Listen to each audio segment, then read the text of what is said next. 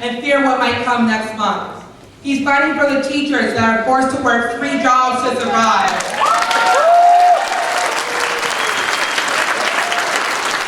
And he's fighting for everyday folks just like us that are constantly left out of the conversation in Washington, D.C. So with that being said, who is ready to win? Again, who is ready to win? Awesome. The first thing we need to do is commit to caucusing for Senator Bernie Sanders on February 3rd. Who is going to caucus for Senator Sanders on February 3rd? But it's not enough for just us. We have to bring a friend. We have to bring everyone we know and have them commit to Senator Sanders. And that's only going to happen by us talking to people. We have to talk to our neighbors, our mailmen, our teachers, our friends, our family, and everyone and tell them about the Senator's platform. This weekend, we are having barnstorms all across the country. We're laying out our volunteer plans to let y'all know how we can get involved. We are not going to win by waiting for someone else to do the work. We will not win by hoping the powers above us will fight for us. The only way we're going to win is by talking to our neighbors, knocking on their doors, and telling them about Senator Sanders. If you go to Bernie Sanders' website, you can find all the events that are happening in your area. So if you're ready to make the White House our house, then find someone with the lanyard and ask them how to get signed up. So again, who's ready to win?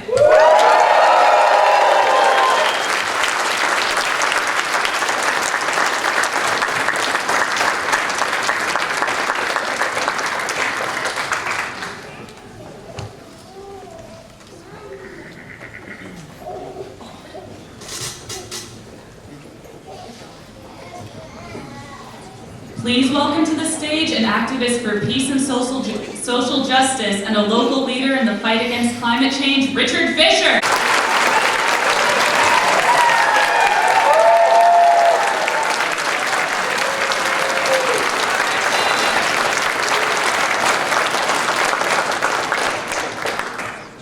Hi. Thank you for being here today. It's great to see all of you, and it's great to see those red shirts out there.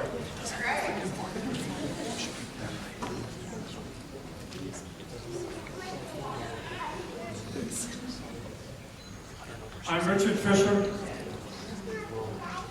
I live in rural Iowa, just near the small town of Bernard, Iowa. America's war against the people of Vietnam made me understand the need to protest against our government's injustice. I have done so since my first protest in 1966 on the campus of the University of Minnesota. I was a Bernie Sanders delegate to the Iowa State Convention in 2016. I ran at that time for a national delegate spot with a platform based on mitigating the worst causes of climate change. I thank Bernie Sanders for bringing the conversation of socialism to the fore. In 2017, I became a member of the Democratic Socialists of America.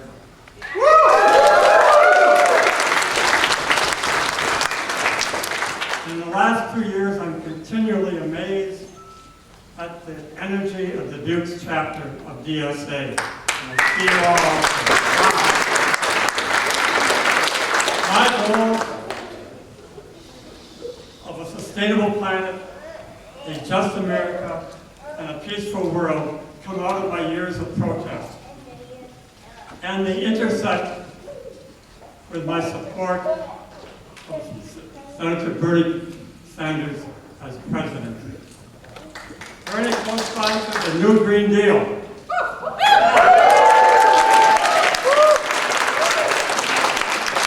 When enacted, it will lay out a plan to move from a dirty fossil fuel economy to a clean energy economy.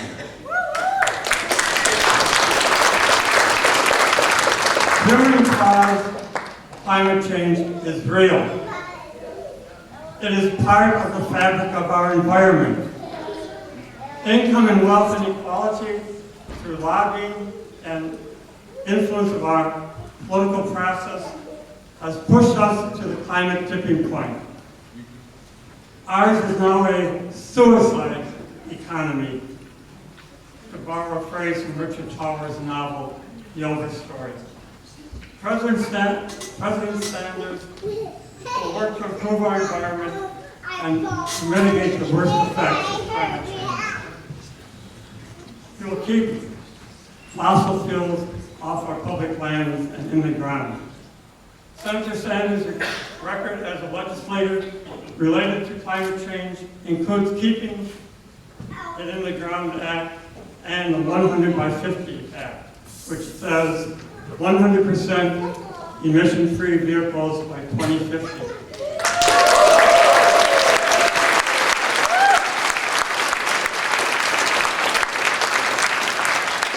As a person diagnosed with COPD, air quality is important to me. We need to reduce atmospheric greenhouse gases now.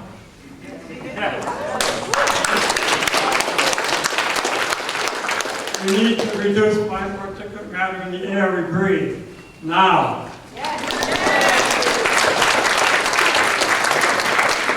These particles come from industry, from power plants, and from automobiles.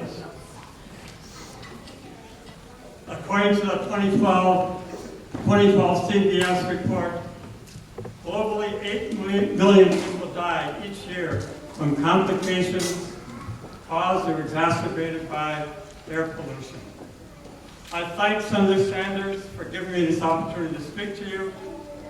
I ask you, for the sake of our planet, to work to elect him as our climate change president. Thank you.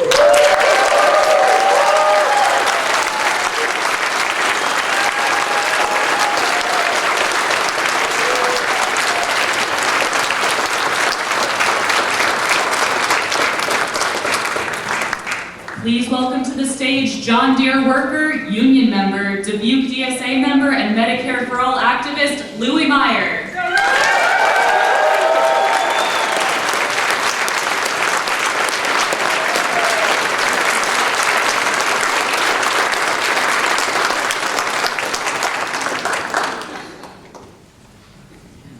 Good afternoon. It's an honor and a privilege to be here today. Before I begin, I want to thank the volunteers and organizers that helped put this event together. And I'd also like to thank you all for taking time out of a Sunday to be here with us. My name is Stephen Louis Meyer. I'm an activist, I'm an organizer, I'm a proud union member, and I'm a proud member of the Dubuque Democratic Socialists.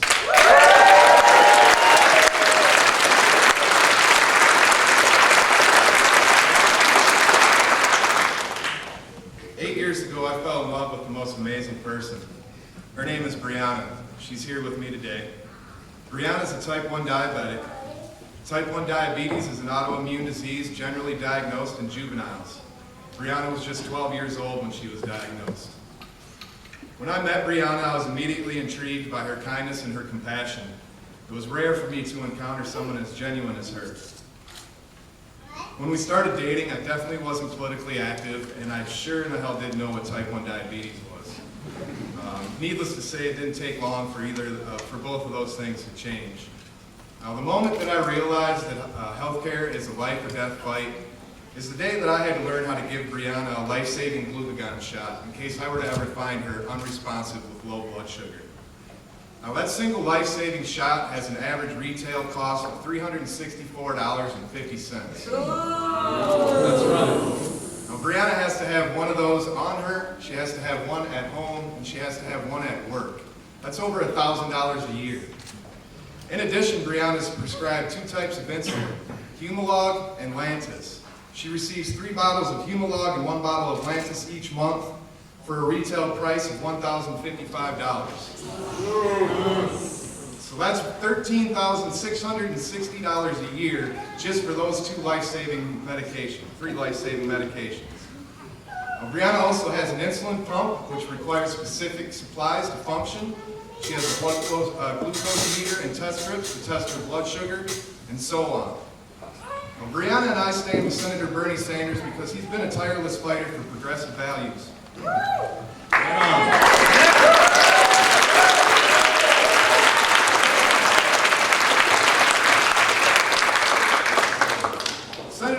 understands that when it comes to the fight for health care, we can't have half measures. When it comes to my partner's life and her struggles, there's no middle ground.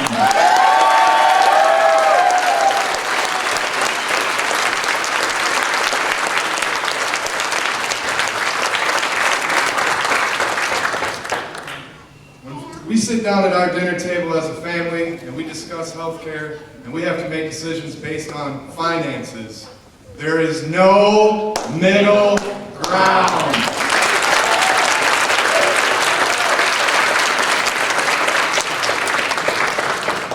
Senator Sanders is the only candidate that we trust because he's been consistently fighting for working class folks like us for years.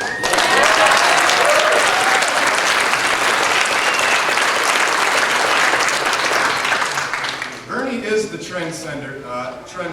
If you've noticed, all the Democrats running have picked up at least one of his policies, if not all of his policies.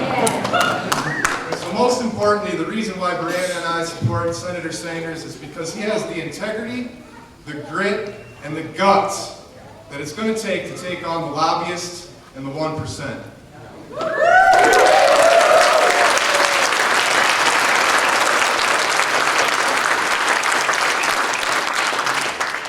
Again, I remind you that Senator Sanders has been fighting for us, the working class, for longer than I've been alive. It's high time that we support him as the next President of the United States.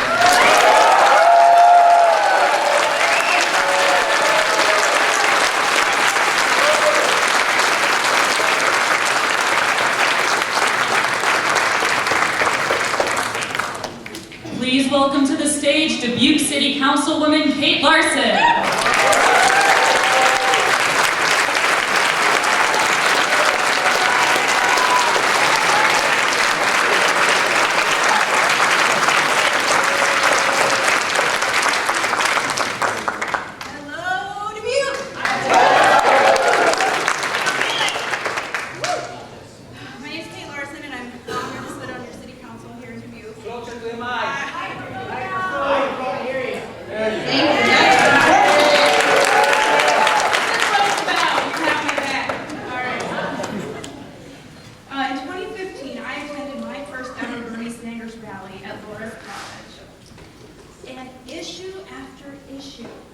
Bernie's passion for every topic that I cared about personally really inspired me to step up.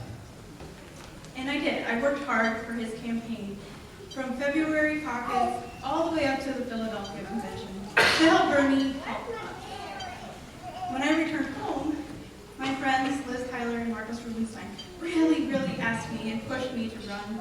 Will you run for city council? Will you? Can I take a nap first? But I did. I was ready to get fired up again because there is plenty of work that still needs to be done.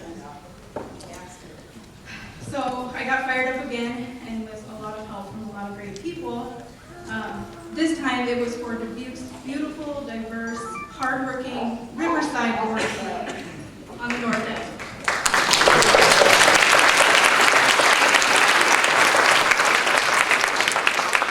It's been a year and a half since my swearing in, and this great honor today gave me a chance to really reflect on the serious issues in our own community and how I've helped, with your help, make some great progress so far to keep our own revolution burning in Dubuque. So with your help, in my first 18 months in that seat, and as the lone woman on the city council,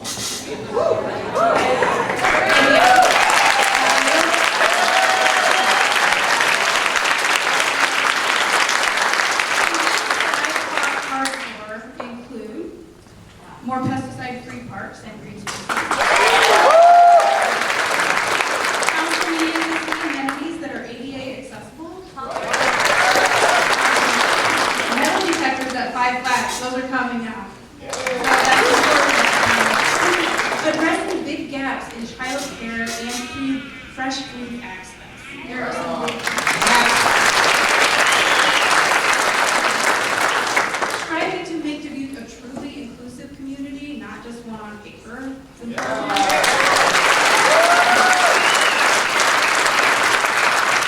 Standing up for small business owners has serious construction going on. One of the most important for me is expanding affordable, safe housing options throughout the city and supporting a source of income protections for our most vulnerable citizens.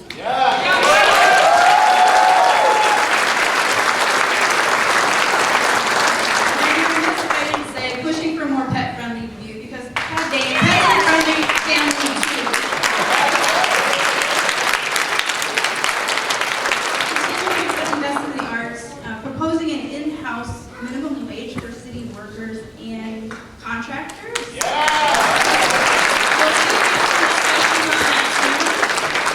And one of the things I'm most proud about is really pushing to help address the sexual harassment, bullying, racial discrimination, gender, and other forms of discrimination within the city organization culture, so we can better protect our hardworking city employees and our local taxpayers.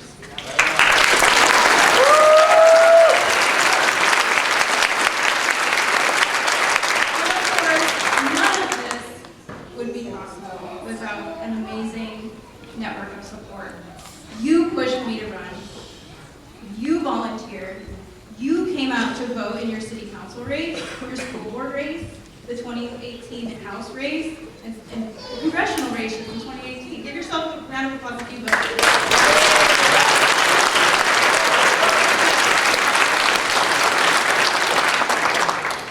And you help us be the voice in government, to be your voice in government, and help get things done, and keep this revolution rolling in Iowa and beyond.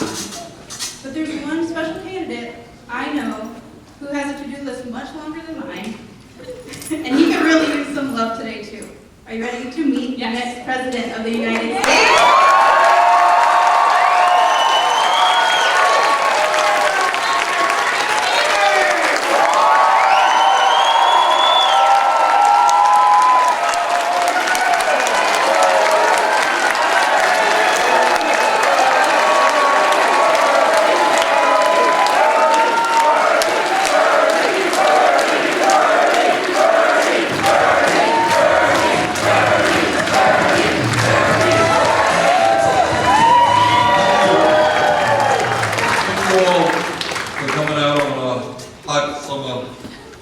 Afternoon, spring afternoon, and thank you for being part of the political revolution.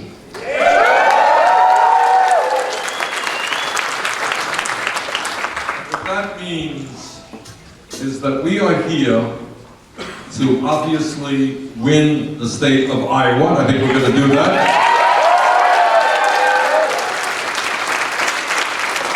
We are here to win the Democratic nomination, and I think we're going to do that. We are here to defeat the most dangerous president in the history of our country.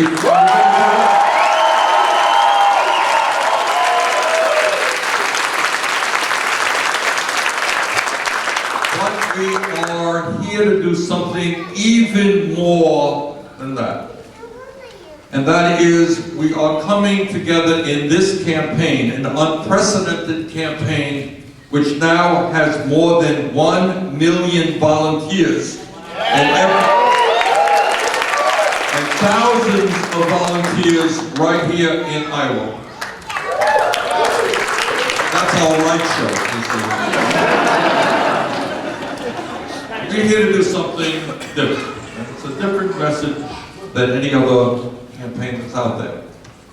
And the campaign's message is us, not me.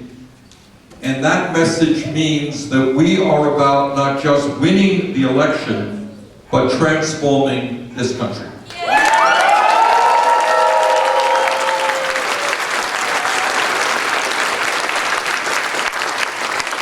One of the very serious political problems that exist in our country today is that people hear politicians on television saying, we're going to do this, we're going to do that, we're going to do the other thing.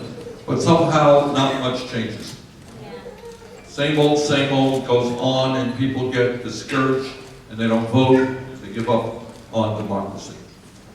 So what we are about when we say us, not me, it is about taking on the very powerful special interests who control our economic and political life. And that ain't easy stuff.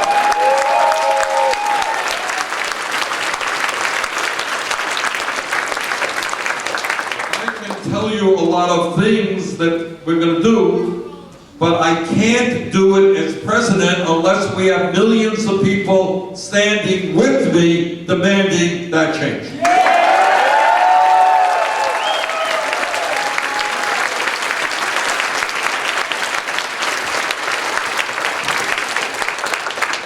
Let me give you a few examples.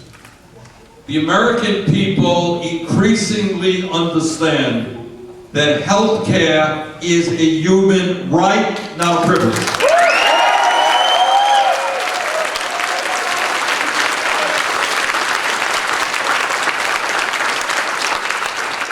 And what that means is that the United States must join every other major country on earth, not a radical idea here, and create a system that guarantees health care to every man, woman, and child.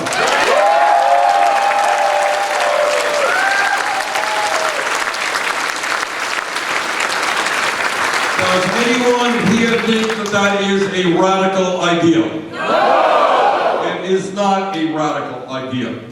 It is what should exist in a democratic, civilized society.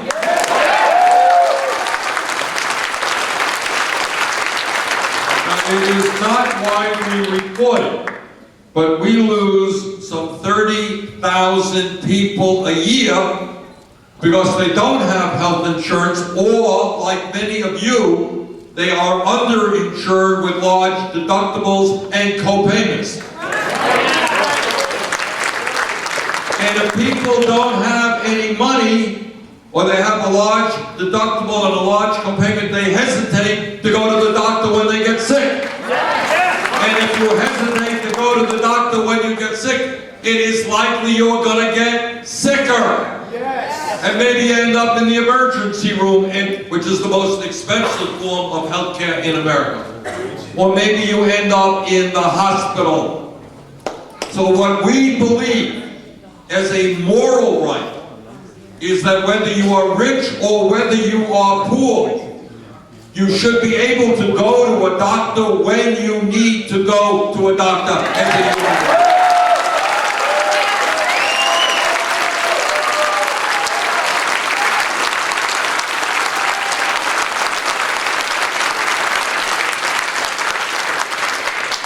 Yesterday, I had the opportunity to speak to some wonderful people at town meetings we did elsewhere in the state. And a woman told me that her husband died earlier than he should have because they simply did not have the money to buy the prescription drugs he needed. And I can tell you that we have talked to families all over this country who have lost loved ones because they could not get the medicine that they needed at an affordable cost. How does that happen?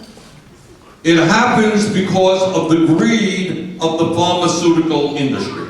It happens because they have contributed hundreds and hundreds of millions of dollars to politicians in campaign contributions, and they have lobbyists, thousands of lobbyists all over this country, making sure that states or the U.S. Congress do not do the right thing to protect consumers. So right now, you can walk into your pharmacy's office tomorrow and find the price of the medicine you've been using for 10 years has doubled. And you say, how does it happen? And the answer is, it can happen, it does happen, simply because it can happen. And these guys want to make as much money as they possibly can. Last year, listen to this, the top 10 drug companies in America made $69 billion in profit. Meanwhile, elderly people in Iowa and in Vermont cut their pills in half which is a bad thing to do because they can't afford the medicine that they need. And 1 out of 5 Americans, listen to this, 1 out of 5 Americans who got a prescription from a doctor cannot afford to fill that prescription because of the price.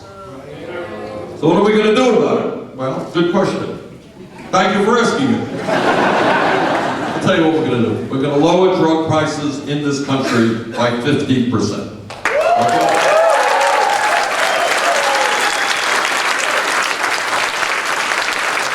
Through our Medicare for All proposal, we're going to make sure that every American, regardless of income, gets the prescription drugs that they need.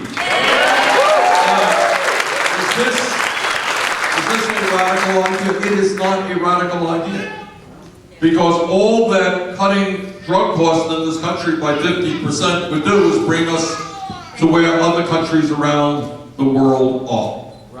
I'll tell you a brief story. About 20 years ago, when I was a congressman, before I made it to the Senate from Vermont, I took a busload of working class women across the Canadian border, not to go sightseeing to Montreal, but to buy prescription drugs. And I will never forget walking into the pharmacy with them in Montreal, and we had arranged all of this, so I knew what was going to happen.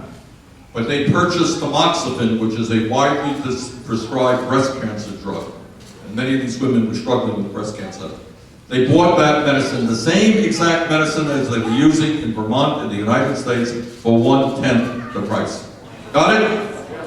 All right. So all over the world, what governments do is negotiate with the drug companies. They don't allow the drug companies to charge us any price, charge them any price they want, and therefore their prices are much lower. So what we are going to do in terms of healthcare is a number of things. Number one, we are going to do what the American people want, and that is to pass a Medicare for all single-payer system.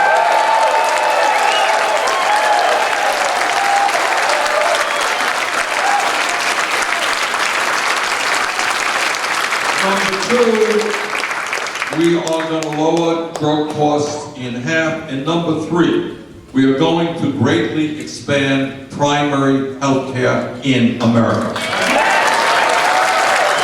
Because what we have right now is there are parts of America where people who have insurance can't even find a doctor. Okay, and the end result is that we spend twice as much per capita on health care as do the people of any other country. Now here's a prediction. As there is more and more support for a Medicare for all single-payer system, the insurance companies and the drug companies will fight back. And they have endless amounts of money. And what they will end up doing is putting 30-second ads on television here in Iowa, telling you what a terrible guy Bernie Sanders is. And you have to ask yourself, who is paying for those ads? Okay, and why are they putting them on? The function of our current healthcare system is what? Make money. It is to make as much money as possible for the drug companies and the insurance companies, and together we are going to end that and create a system that works for all.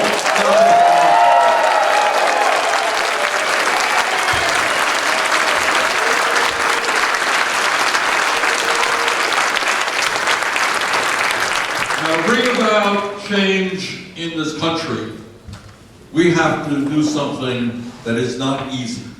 We have to take on extraordinarily powerful special interests. You see, I could give you a speech and say, vote for me, I'm going to do A, B, C, D, and E, and you'll say, that's great.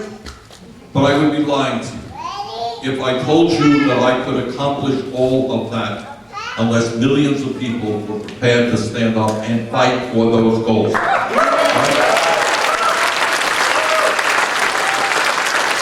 That is what distinguishes our campaign, is that I have to be honest and to tell you that no president, not the best intentioned, the most honest person, can do it alone, because the power structure of this country is such that if you look at Wall Street, if you look at the insurance companies, if you look at the drug companies, if you look at the fossil fuel industry, if you look at the military industrial complex, if you look at the prison industrial complex, all of these special interests and more make billions of dollars every single year.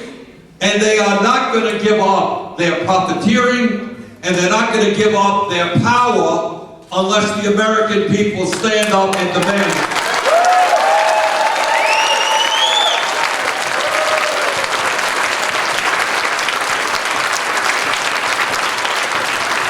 So what this campaign is about, and where we need your help, is doing something unprecedented here in Iowa and in fact all over the country.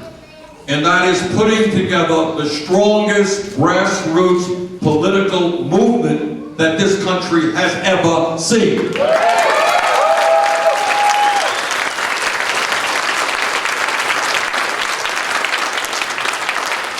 What is going on today, and I don't have to tell you this because you know it as well as I do. We have an economy in which the very, very rich are doing phenomenally well. An economy in which Wall Street and corporate profits are soaring. And yet here in Iowa and in Vermont and all across this country, you got millions and millions of people working longer hours for lower wages. You got half of our population living paycheck to paycheck. You all know what I mean? I grew up in a family that lived paycheck to paycheck. You all know what I mean? Living paycheck to paycheck? This is what it means. And a lot of folks out there, you know, big wealthy campaign contributors, they have no idea what the average American is going through. This is paycheck to paycheck. You got a car, an old car breaks down, and you need $500 to fix that car. Well, if you got a lot of money, $500 isn't a big deal. You take it to the service station, they fix it, and you're on your way. Or you use your second car or your third car. All right? But what happens here for an average working stiff? You may not have that $500. And if you can't repair that car, you can't get to work. And if you can't get to work, you get fired. And if you get fired, you can't put food on the table for your kids. That's what living paycheck to paycheck is about. Some of you may know this and some of you may not. But in America today, for the last 3 years actually, we have seen a decline in life expectancy. Do you all know that? Means people, I mean, this is really an ahistorical phenomenon. Because all over the world and in this country, every year the trend is people are living a little bit longer. And in America now, we are living a little bit shorter. And the reason for that is what doctors describe as diseases of despair. Is that so many people have given up hope for a better life for themselves and for their kids that they are turning to alcohol, they are turning to drugs and opioids, and they are, in rural states especially, in agricultural areas, even committing suicide. That is a reality that we have to address. And that means we have got to give hope to people who today do not have hope. And the way we do that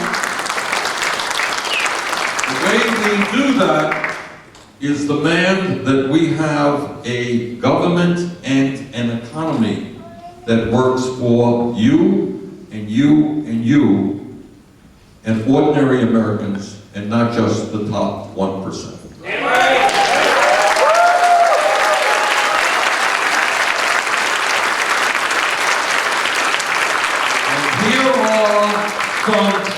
Here are some truths that you're not going to see on television. It's not going to be on corporate TV, and it's not going to be in many of the national newspapers.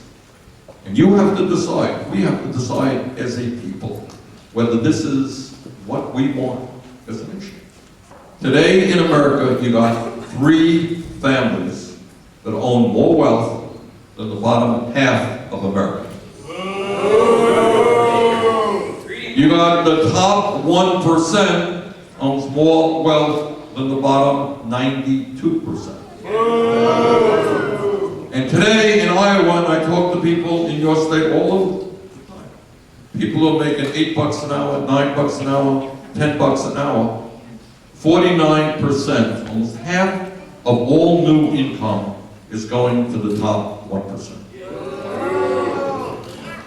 So we have to deal with that reality. We can't sweep it under the rug. And we have to create an economy that works for all people. So what does that mean? It means that if you work 40 hours a week in Iowa, in Vermont, or any place else in America, you should not be living in poverty.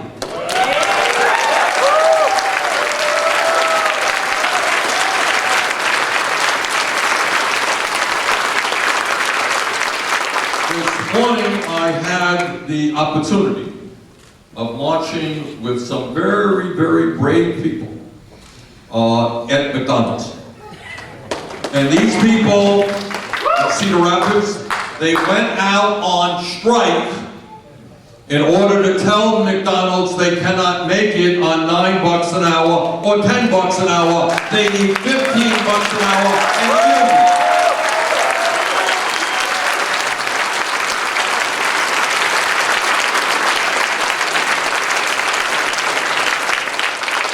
$15 an hour does not get you rich, that's for sure, but at least gives you a minimum level of security.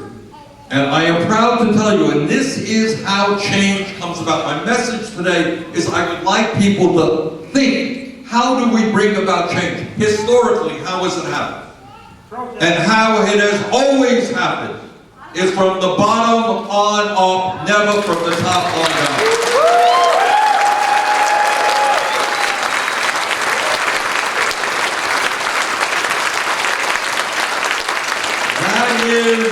That is the history of the union movement, where 125, 150 years ago, workers stood together. Some of them were beaten, they were fired, but they stood together and said, we are human beings, not animals. We will be treated with respect.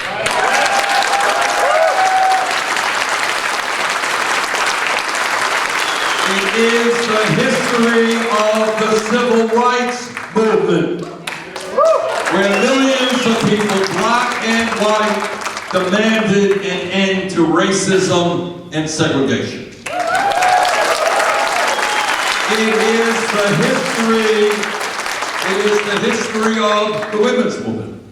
100 years ago, women in America did not have the right to vote, did not have the right to get the education that they desired, did not have the right to do the work they wanted to do. But women stood up and fought back. We still have a long way to go. We know that. All right? We know what's going on in Alabama and Missouri and in other states. And by the way, in my view, the right for a woman to control her own body is a constitutional right.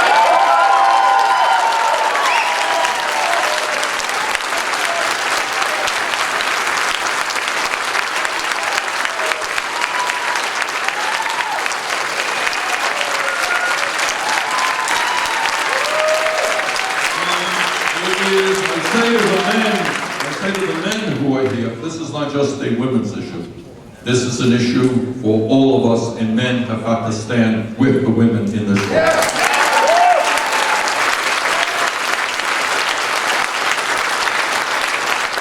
So my point is, and it refers to when I talk about us, not me, and how we make change, is the only way change comes about is when people stand up and fight for action. Okay, and that's what this campaign is about. Not just winning the election, obviously we're going to do that. But we have to bring together and create a movement of millions of people who are prepared to stand up and fight for real change. And what does change mean? It means health care for all. It means cutting prescription drug costs significantly, obviously. It means protecting the rights of women, that's for sure. It means making sure that if you work in this country 40 hours a week, you are not living in poverty. It means that as well. but it means even more than that. It means addressing the existential threat to our country that climate change poses.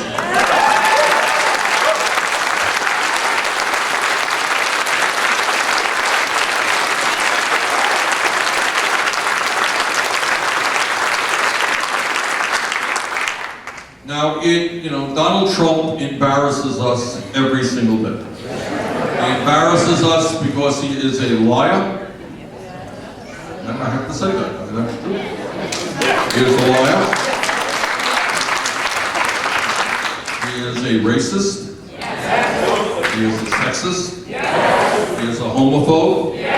He is a xenophobe. And he is a religious bigot. Other than that, he's a pretty nice guy. But the point is, of all of those things, and on top of that, here you have the scientific community telling us, and these are the best scientists, not only in America, but from all over the world. And what they are telling us is something that is pretty scary. Very scary. And what they say is we have less than 12 years to substantially reduce carbon emissions, or else we are going to see irreparable damage done to this planet and, of course, to our country. And we have a president who refuses to even acknowledge the reality of man-made climate change. So what we have got to do, and let me tell you what I will do as president. What I will do, because climate change is not just an American issue, obviously it is a global issue. It cannot be solved by any one country alone. But what the job of the President of the United States is about is reaching out to countries all over the world and to saying to those countries that maybe instead of spending $1.5 trillion a year on weapons designed to kill each other,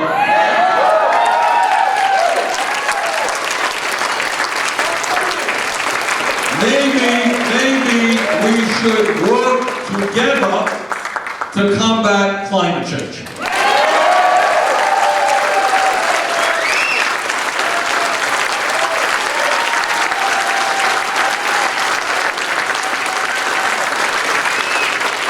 when we do that, when we tell the fossil fuel industry, I want to say a word about the fossil fuel industry, or a lot of words about it. Some of you may know the history of tobacco in this country. And you may remember a very famous picture of the CEOs of the major cigarette companies going before Congress. Anyone remember that? And they raised their right hand under oath. And the members of Congress, and I knew some of them, asked the executives, do you believe, is it your knowledge, that cigarettes cause cancer and other diseases? And they said, no, we don't believe that. They lied. And the result of those lies over years was that millions of people in our country and around the world, including my own father, who smoked 2 packs a day, died. Heart disease in the case of my father, cancer in the case of others. They lied about what they were doing. And that is exactly what the fossil fuel industry is doing today. They have scientists, they know it. They have scientists who are pretty smart and understand what the impact of carbon emissions is, and yet the executives keep lying. And today we say to the fossil fuel industry that your short-term profits, and they make billions of dollars every year, is not more important than the future of this planet.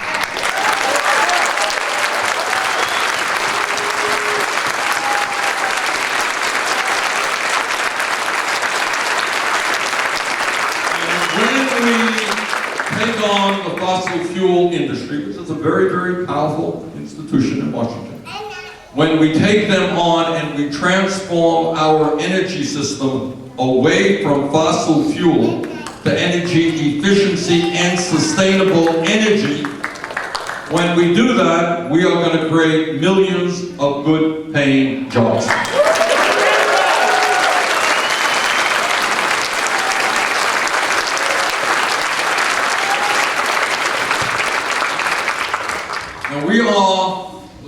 greatest country in the history of the world. But most people don't know that because they're working too hard trying to put food on the table. And what we have got to do is take a hard look at the reality of life for the average American. Let's start with the little kids. We have the highest rate of childhood poverty of almost any major country on earth. And I get a little bit tired, I must tell you, from hearing from my Republican colleagues in the Senate about how much they love America, but apparently they don't love the children in this country and the future leadership of this country. How is our child care system in this country? All over the country. In Vermont, here in Iowa, all over this country. And I want you to think about it. What the psychologists tell us who study children, child psychologists, tell us that the most important years of human development are 0 through 4, intellectually and emotionally. And yet you got working parents from coast to coast who cannot find quality, affordable child care. We are going to change that. We're going to provide universal quality child care for all families.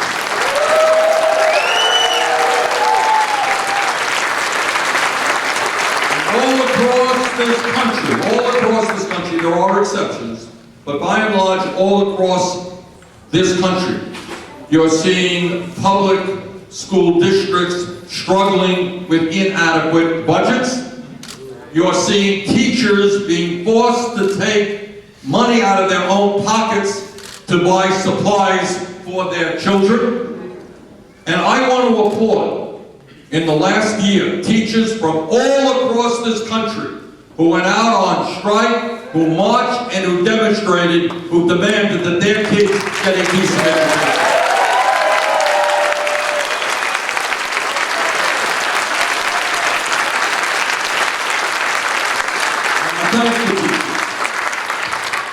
This is America. It is not a radical idea to suggest that we should have the best quality public education in the world.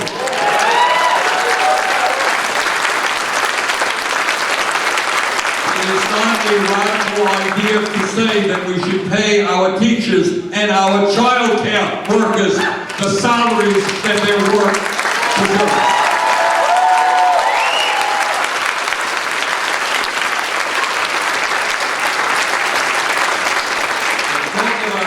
Child care, and we talk about public education, K through 12, and we talk about higher education.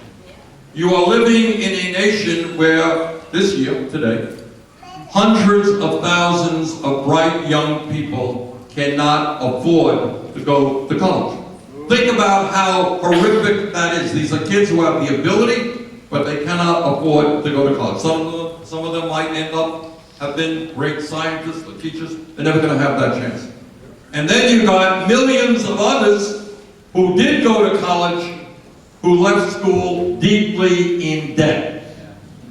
Well, it is again not a radical idea to say that in the wealthiest country in the history of the world, people should not have to go deeply into debt because they got a college education.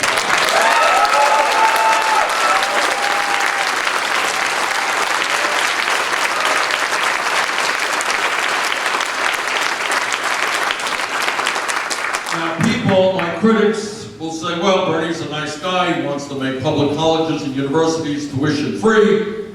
He wants to substantially lower student debt. How are you going to pay for all that? I will tell you exactly how we're going to pay for that. 10 years ago, you helped bail out the crooks on Wall Street. Now it is Wall Street's turn to help the working class.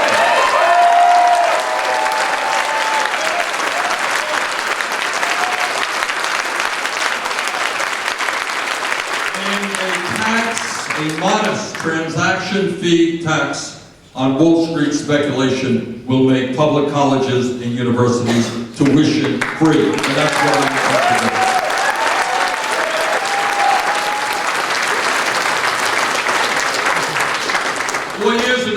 came to Iowa, I said, we got to deal with a broken criminal justice system. A system that has more people in jail than any other country on earth. And one of the things that we have got to do is to end the so-called war on drugs.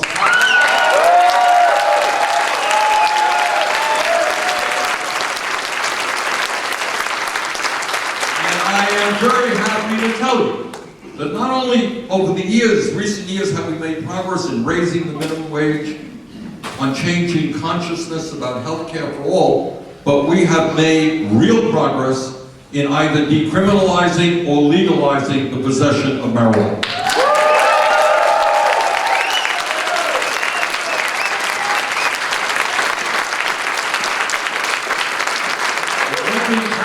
About criminal justice reform, it also means that instead of investing in more jails and incarceration, we are going to invest in our young people in jobs and education.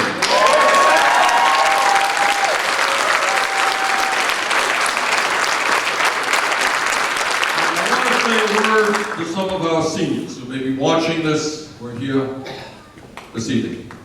And that is, I do not know how 20% of seniors make it when they are living on $13,500 or less. I have no idea how anybody survives on that limited income. So we have a situation, as many of you know, we're in Washington. My Republican colleagues want to cut Social Security significantly.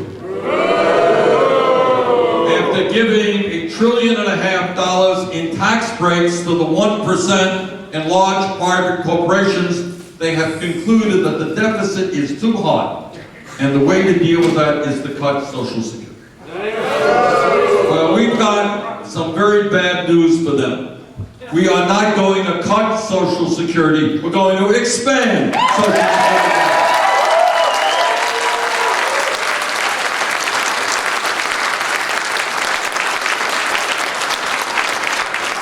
For the seniors, I also want to say this. Medicare is a very strong program, and as I've just indicated, I want to see it expanded for all of our people over a 4-year period. But Medicare today has its limitations. Medicare today does not cover dental care. It does not cover hearing aids, which are quite expensive, nor does it cover eyeglasses. Despite what Trump may tell you, our Medicare for All single-payer program will cover all of those costs.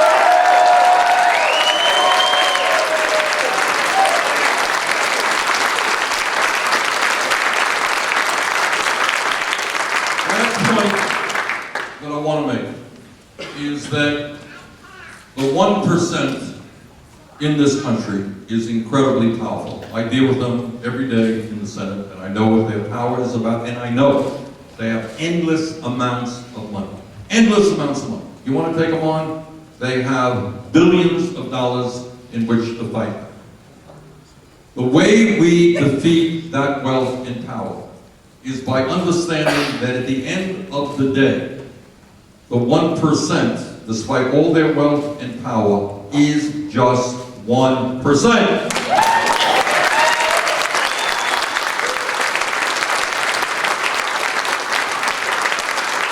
And we are 99%. I gotta tell you, I was never much of a mathematician in school, but I do know that 99% is a lot larger number than 1%. But, here is the but. The but is that what Trump is trying to do is he understands that his agenda of tax breaks to billionaires, of trying to throw 32 million people off of the health care they have, of trying with his budget to cut Social Security, Medicare, and Medicaid, he knows that that's a very unpopular agenda. So how does he think he's going to win? How does he think he's going to win? Who knows how? He's going to try to win by dividing us up. And he understands that the 99% stand together, 60% stand together. We've been an overwhelming victory. He understands that the majority of the American people want to raise the minimum wage. They want health care for all. They want the wealthiest people not to get tax breaks, but to start paying their fair share of taxes.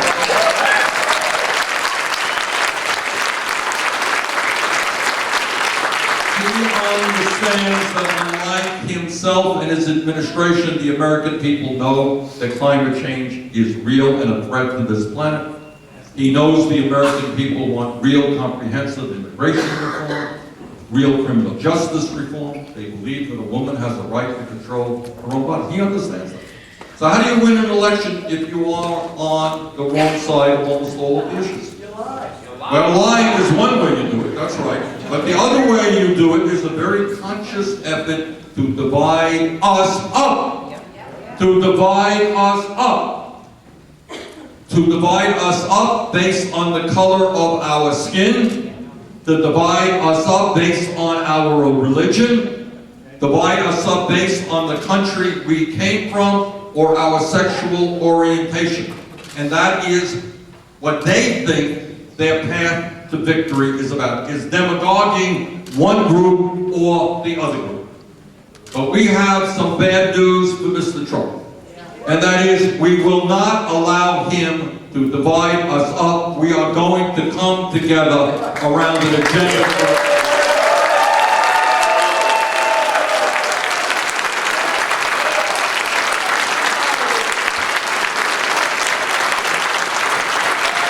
Let me just conclude by saying a word to the young people who are here.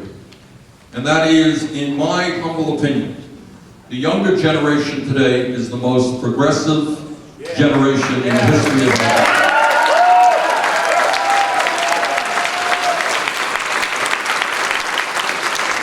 They are anti-racist, they are anti-sexist, anti-homophobia, anti-xenophobia. They are anti-everything that Trump is. All right? Okay. But, again, another but, and that is that the values of that beautiful generation will not be heard unless they get involved in the political process. Okay?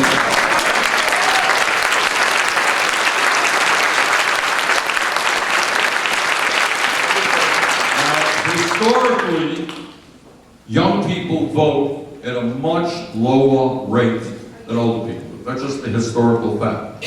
The good news is that in the last election, we have seen the highest voter turnout from young people in the modern history.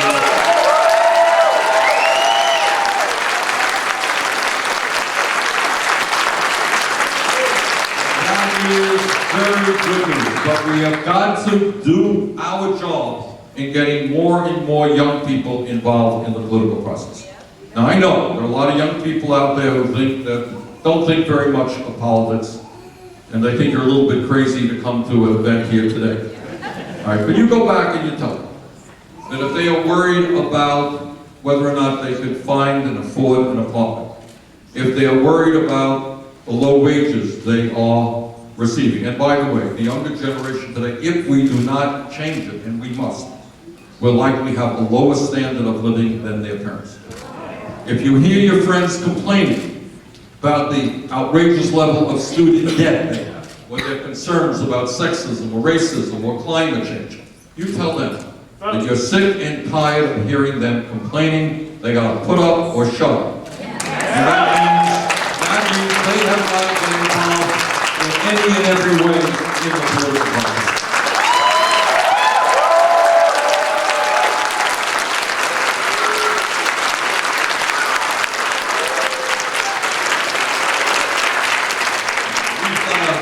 We gotta get a plane, we gotta drive to Chicago and get a plane tonight back to Washington. But let me just conclude by saying this. This is a pivotal moment in the history of our country, and if it's a pivotal moment in the history of our country, it is a pivotal moment in the history of the world. And those are not just words, that is a reality.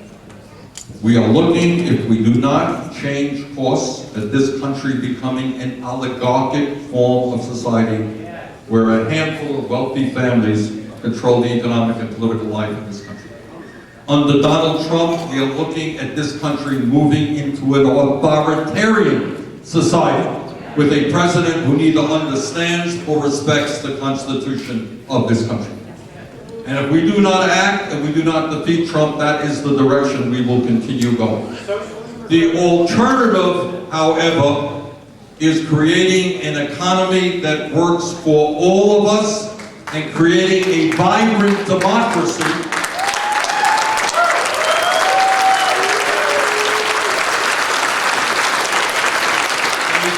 which overturns Citizens United Supreme Court.